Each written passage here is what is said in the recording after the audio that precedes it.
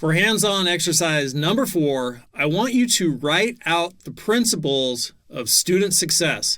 So get a pen and a piece of paper and write out the principles of student success. What does it take to succeed as a student? And then I also want you to write out your own personal commitment for going through this course, your own personal commitment to how much you're going to work on this course. Is it going to be an hour a week? Is it going to be a half hour a day? Whatever it is. So write out the principles for student success and then how much you're going to commit to working on this course. This is for your own benefit, for your own good. I'm not trying to make you feel like I'm the taskmaster, but I'm giving you the guidelines and the tools to help you succeed. And this is one of them. So once you've written out the principles for student success and how much you're going to commit to working on succeeding in this course, I want you to take this paper and post it somewhere in your house where if there are other members in your house, they will see it also, and where you will see it every day.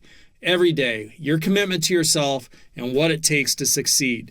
And by seeing this every day and by having others in your community, your household, also see it each day and see what your commitment is, they can support you in achieving a goal which will be for your own benefit, help you improve. And by you improving, it's going to help the entire family. As an individual improves their own life, they improve the world. So if you gain more skills, you're going to be more employable, you're going to have a better skill set, be more successful. That's going to benefit everybody in your house.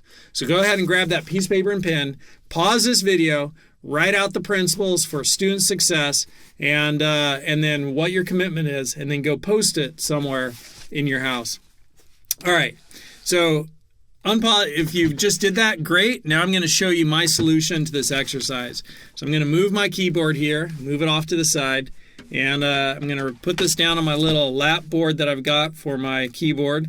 I'm going to write down the principles for student success.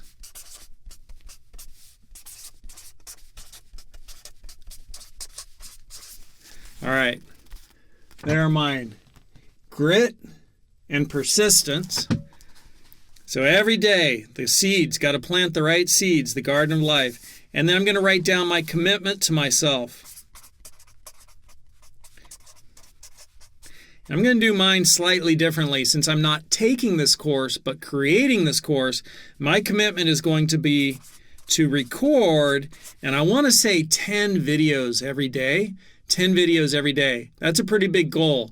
Like a more realistic goal might be 5, but I'm going to shoot for 10 videos every day. Record 10 videos every day. So your goal might be to watch 10 videos every day. So I'm going to record 10 videos every day until the course is finished.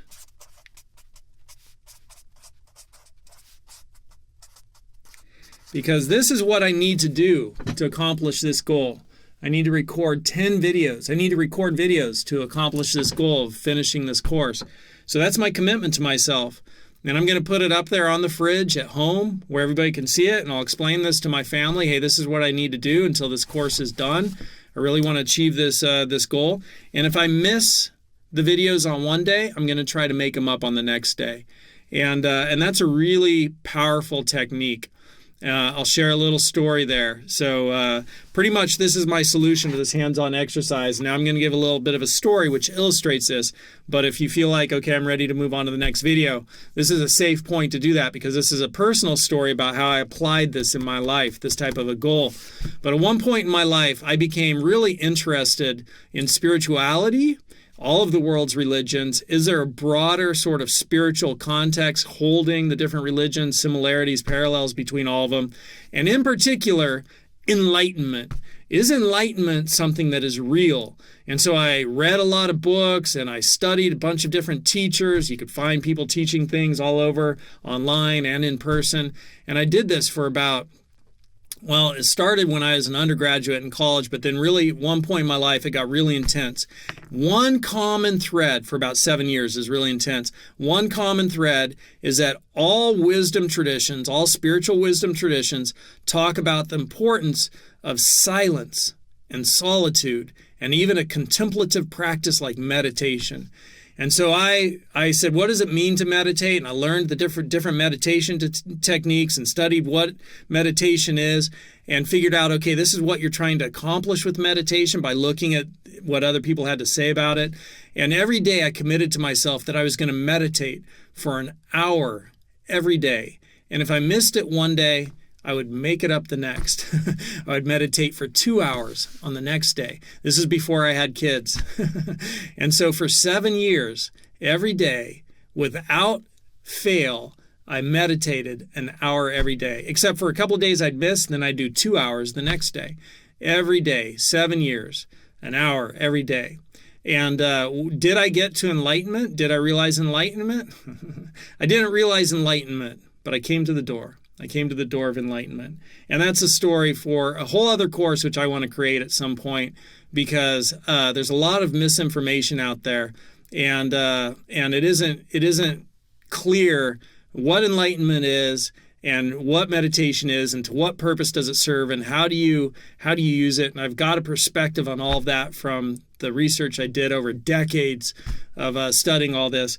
And I want to share that with people just to make it clear for other people my understanding of what it is, because I think that'd be helpful to people. So at some point I'll create that course.